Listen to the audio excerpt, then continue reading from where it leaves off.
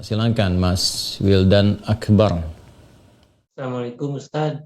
Waalaikumsalam warahmatullahi wabarakatuh. Anda dari mana? Saya dari Garut. Dari Garut. Baik. Semoga Anda dan keluarga mendapatkan rahmat dan ridha Allah Subhanahu wa taala, dan semoga percikan rahmat dan ridha itu diberikan juga kepada kita semuanya. Dipersilahkan. Ingin bertanya tentang tempat wudhu Pak Ustaz. Ya. Ya misalkan di rumah kan terkadang tempat wudhunya itu menyatu dengan toilet WC. Nah itu bagaimana, apakah Islam memandang tentang itu? Baik.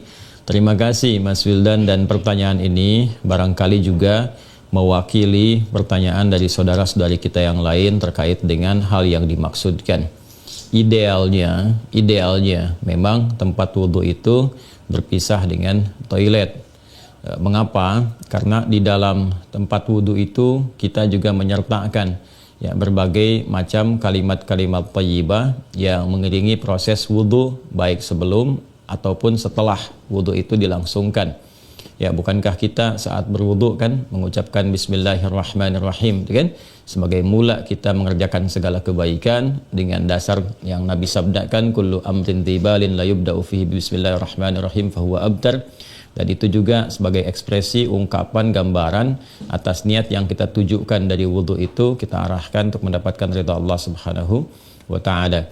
Kemudian juga di akhir wudhu kita juga kan berdoa, kan, dengan mengucapkan syahadatain, syahadu an la ilaha illallah, syahadu anna muhammadar rasulullah. Kemudian kita mengatakan Allahumma ja'alni minat tawwabin wa ja'alni minal mutatahhirin. Kalau kita mau kemudian tambahkan juga dengan doa wa ja'alni min ibadikas salihin. Nah, sedangkan kalimat-kalimat thayyibah yang berupa permohonan-permohonan doa dalam kebaikan ataupun menyebut asma-asma yang mulia, nah itu kan umumnya tidak diutarakan saat kita berada di dalam toilet, karena toilet punya sifat tertentu. Sifatnya hanya untuk menyalurkan atau membuang hadas, baik yang sifatnya kecil ataupun juga besar, dengan cara-cara tertentu yang boleh jadi juga melahirkan najis. Sedangkan wudhu itu tidak seketika juga menyatu dengan menghilangkan najis. Bisa jadi hanya hadasnya saja, belum tentu ada najisnya, gitu kan. Sedangkan kalimat-kalimat thayyibah sangat tidak disukai diungkapkan dalam keadaan-keadaan kita masuk toilet. Karena itu saat masuk toilet kita kan berdoanya doa memohon perlindungan kepada Allah dari godaan-godaan setan yang berkumpul di tempat-tempat yang buruk, seperti toilet dan semisalnya. Allahumma inni a'udzubika minal khubuthi wal khaba'ith. Nah, kemudian ketika kita keluar, kita kan beristighfar tuh. Ghufranak, gitu kan? Ghufranak, mohon ampunanmu ya Allah. Nah, ada yang mendetilkan itu. Kenapa kita minta ampunan ketika keluar? Karena kita menahan diri dari pengungkapan kalimat thayyibah yang biasanya kita ucapkan di setiap tempat, gitu kan, istighfar, sholawat dan sebagainya. Nah, ketika itu terputus saat masuk toilet, seakan-akan ada sifat tawadhu, kita memohon ampunan karena nggak mampu mengungkapkan, karena itu tempat yang tidak pantas, gitu kan, diungkapkan itu di tempat yang tidak sesuai. Maka ketika keluar kita mengatakan ghufranak kalau ada hal-hal yang tidak tepat di dalam dan tidak mampu mengerjakan hal yang biasa kita kerjakan. Itu adab saja, takdib di dalamnya. Nah, karena alasan inilah akan lebih bagus kalau tempat wudhu itu bisa terpisah sendiri dengan toilet, sehingga nanti kesempurnaan hal-hal yang mengiringi bisa dilakukan. Bila pun memang keadaannya tidak memungkinkan dan hanya ada itu dan bisa didapatkan di dalam berbagai kondisi, Anda ke mall misalnya kan, tidak ada tempat spesifik wudhu, taruhlah gitu, demikian kondisinya, atau bahkan dalam kondisi tertentu, bahkan saat haji atau umrah yang begitu padat tempat wudhunya misalnya, dan Anda hanya menemukan ada toilet tapi ada keran yang disiapkan terpisah, gitu kan, di dalamnya itu. Nah, ini kondisi-kondisi demikian masih memungkinkan. Jadi kalau ada kondisinya sifatnya tidak terpisah keadaan tempat wudhunya, maka tidak ada masalah ketika Anda berwudhu dalam keadaan juga menyatu tempatnya dengan toilet, karena kaidah juga mengatakan ad-daruratu tubihul mahdharat. Kondisi-kondisi yang mendesak itu, kondisi-kondisi yang tidak biasa itu membolehkan, bahkan yang terlarang pun asalnya diperkenankan. Nah, ini kan sifatnya tidak terlarang, hanya tidak disukai gitu kan, makruh sifatnya, nggak ada nas haram di dalamnya, tapi sifatnya tidak disukai. Tidak disukainya itu karena kita tidak bisa mengungkapkan hal-hal baik yang mungkin kita bisa lakukan ya saat kita berwudu. Jadi kita berdoa harus keluar dulu setelah selesai wudu gitu kan, baru kemudian kita bisa berdoa.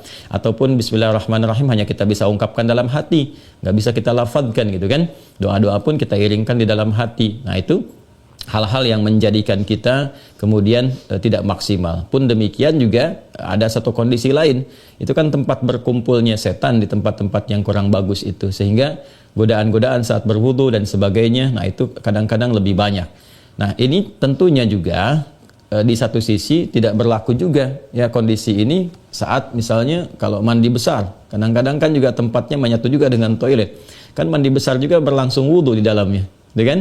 Nah ini kita harus fleksibel juga dalam kondisi-kondisi demikian. Jadi ini yang mau saya katakan, tidak berhukum haram, itu bisa dilakukan. Kalau tempatnya kita misalnya memungkinkan untuk berpisah, bagus ada dipisahkan. Tapi kalau menyatu pun tidak ada masalah, kan? Tidak ada masalah sepanjang dalam keadaan-keadaan darurat tertentu dan tidak berhukum haram. Ya, apa dalilnya? Yang tadi saya sampaikan. Ya, tidak ada nas spesifik mengharamkannya, dan kadang-kadang kita mandi besar juga ya, al-ghuslu dari janabah dan semacamnya juga berlangsung, dan dalam mandi besar juga ada wudu. Namun barangkali kesempurnaan itu tidak bisa kita iringkan dengan kalimat-kalimat thayyibah yang diungkapkan, hanya dalam hati kita lakukan. Jadi kalau tidak ada tempat lain dan menjadikan Anda berwudu misalnya menyatu dengan toilet, di dalamnya ada toilet, maka kalimat-kalimat thayyibah itu cukup dalam hati, tidak perlu diungkapkan di lisan, ya kan? Dan sempurnakan wudu Anda, lalu ketika keluar Anda berdoa sebagai penutup bagian dari wudunya. Demikian kiranya bisa disampaikan. Wallahu taala a'lam bissawab. Dan sebelum saya menutup, ada sesuatu yang sangat menarik. Ketika Ibnu Abbas radhiyallahu taala anhuma menyampaikan kisah Nabi sallallahu alaihi wasallam ya saat beliau berada di kediamannya Sayyidah Maimunah radhiyallahu taala anha, dan malamnya kemudian bangun ya, bangkit dari tidurnya, duduk dulu menghilangkan bekas ngantuk. Nah ini ditemukan di Sunan Abu Daud nomor hadis 1367. Thumma dhahaba ila syanin mu'allaqah, kemudian beliau pergi ke tempat tertutup. Nah syanin mu'allaqah ini enggak disebutkan tempat tertutupnya, apakah dia sifatnya mirhad, ya kan? Apakah tempatnya toilet yang menyatu, kamar mandi, ataukah dia tempat wudhu, dengan midha, apakah dia tempat wudhu. Nah ini yang tidak disebutkan, keadaannya tempat tertutup saja. Ini memberikan kesan bahwa bisa jadi kalau itu yang dimaksudkan adalah tempat yang tertutup, itu toilet dan semacamnya, jelas ya dilakukan dalam bentuk tertutup sehingga tidak tampak aurat dan sebagainya, itu fikih yang lain. Tapi kaitan dengan wudhu juga itu cukup menarik juga. Hendaknya kalau kita pun membuat tempat wudhu di satu tempat ya, dimungkinkan ada penutupnya, karena boleh jadi tempat-tempat yang digunakan oleh laki-laki ataupun perempuan yang menyatu, menyatu itu yang dimaksudkan dimanfaatkannya ya, boleh jadi ada perempuan juga yang masuk ke situ, kan di satu tempat tuh nggak ada kekhususan gitu ya. Nah, tapi tempat-tempat lain sekarang sudah lebih bagus. Ini untuk laki-laki, ini untuk perempuan, tuh nggak ada masalah. Tapi kalau tempat yang digunakan untuk menyatu, dia hendaknya ada penutup sehingga nggak semua orang bisa mengakses ke dalamnya dengan batas-batas tertentu. Apa kaitannya, korelasinya dengan pertanyaan Anda? Syanin mu'allaqah di sana nggak disebutkan. Ya, apakah itu tempat wudhu atau menyatu dengan toilet? Tapi babnya ketika keluar dari situ, Nabi sudah berwudhu. Ya, sedangkan keterangan-keterangan tentang seputar wudhu Nabi dan bangkit di malam hari itu disertakan juga dengan janabat. Artinya apa? Di kondisi-kondisi tertentu kan mandi, ya kan? Dalam mandi itu kemudian ada proses wudhu dan sebagainya. Ini menunjukkan kesan bahwa dalam mandi itu kan ada, selain hadas juga ada sifat-sifat lain yang dibersihkan, ya kan? Bisa jadi juga yang mengandung najis seperti buang air kecil ya dan sebagainya kan menyertai dalam mandi itu.